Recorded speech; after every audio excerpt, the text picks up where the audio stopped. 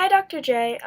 This is Pat Ruby and my presentation on the impact of water on the Syrian civil war.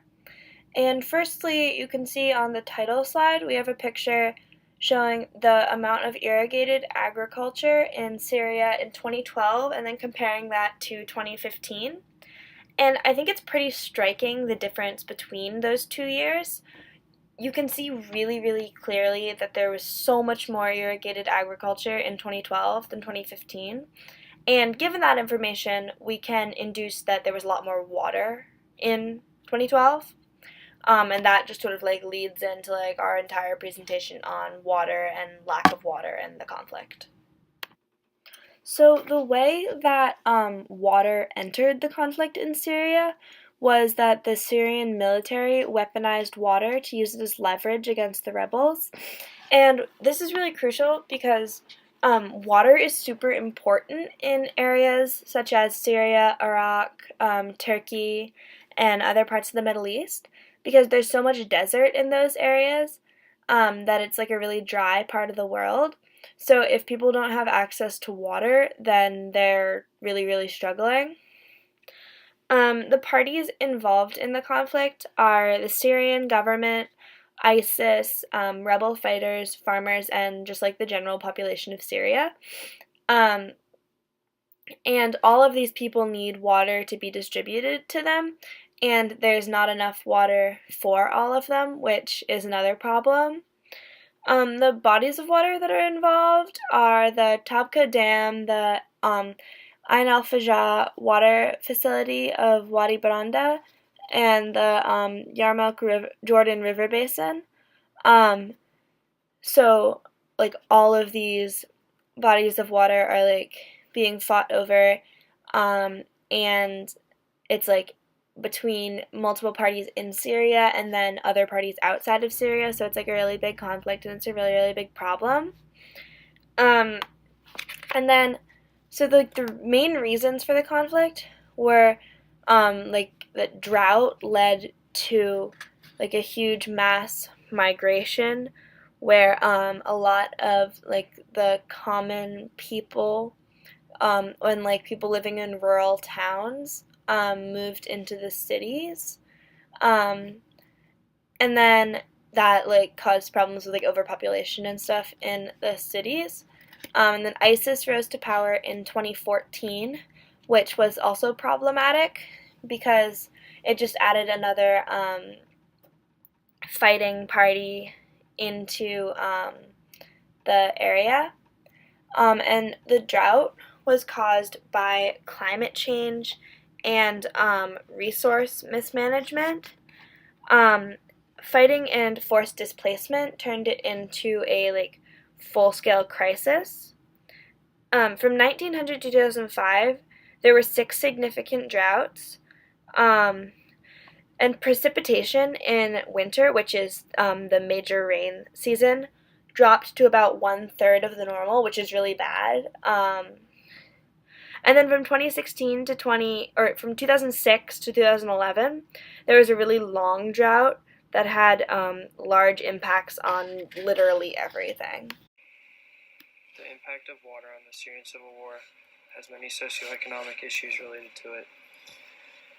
The economic conflicts are lots of different forms of water-related conflicts that affect the economy, such as disputes over the access to water in different areas of Syria, the control of the water systems, which leads to different money issues, the targeting of water infrastructure in the region, which also leads to money issues, and the weaponization of water, which limits the agricultural success of non-irrigated agriculture, which has an impact on the livelihood of farmers.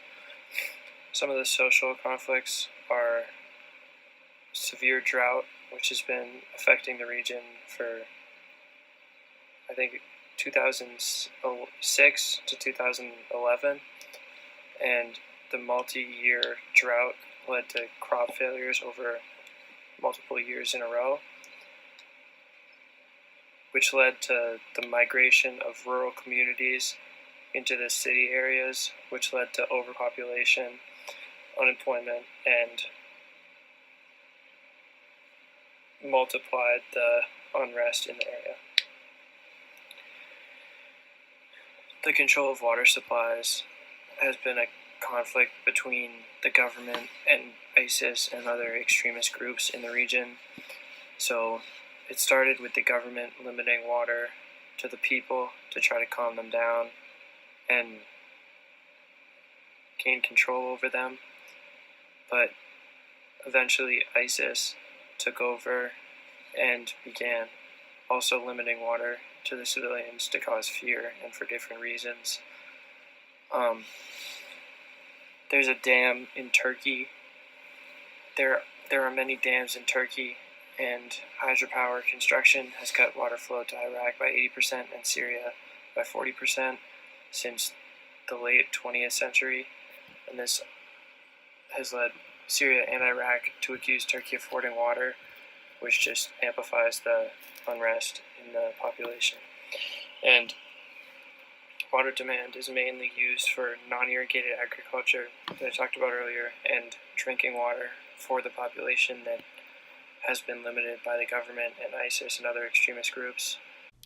So for the environmental issues, the first is for pollution, and there's a few reasons why.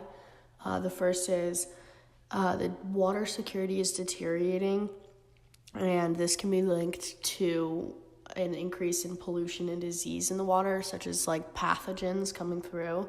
And then the second one is poor disposal of waste, such as sewage and medical waste. This is obviously problematic for the communities around them. There's also contamination from petroleum refining, which is like oil and gas and crude oil and things coming in through the water, so that would increase as well. The depletion of water is when there's a lack of water in general, so the water quality of the water that's available is going to increase because there isn't enough water to try and even that out. So the lack of water means that there's more harmful water in the communities. The last reason is habitat destruction, and most habitat destruction is caused by fighting. So like the water can disrupt all of the surrounding habitats, especially the communities, but all of the surrounding like ecosystems around it, and this can create a chain of events which pollution and diseases are dispersed within a community.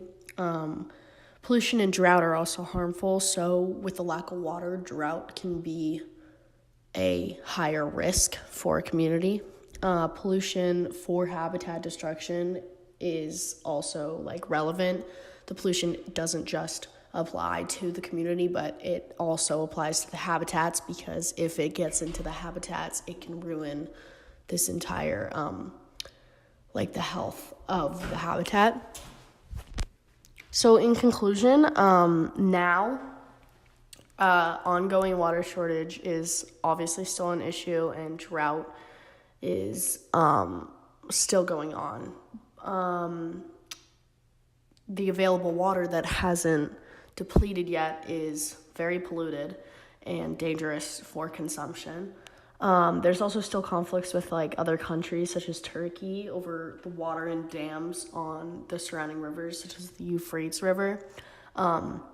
This kind of brings in the political aspect of it, because where these dams are going to be placed and why they're placed there is a inter-country demand, because it affects both of them, because it's a water source providing to both countries. The progress so far, control has been regained over ISIS in the region, which is good politically, and government and population conflict still continues. This is the problems within the governments, between the countries, and their communication about the problem with water and drought and pollution. But there is progress. So, yeah. Finally, here is our works cited that we used, and all the pictures that we used came from the sites that we got the information from. We hope you enjoyed our presentation and maybe learned a little something from it. Thank you for watching.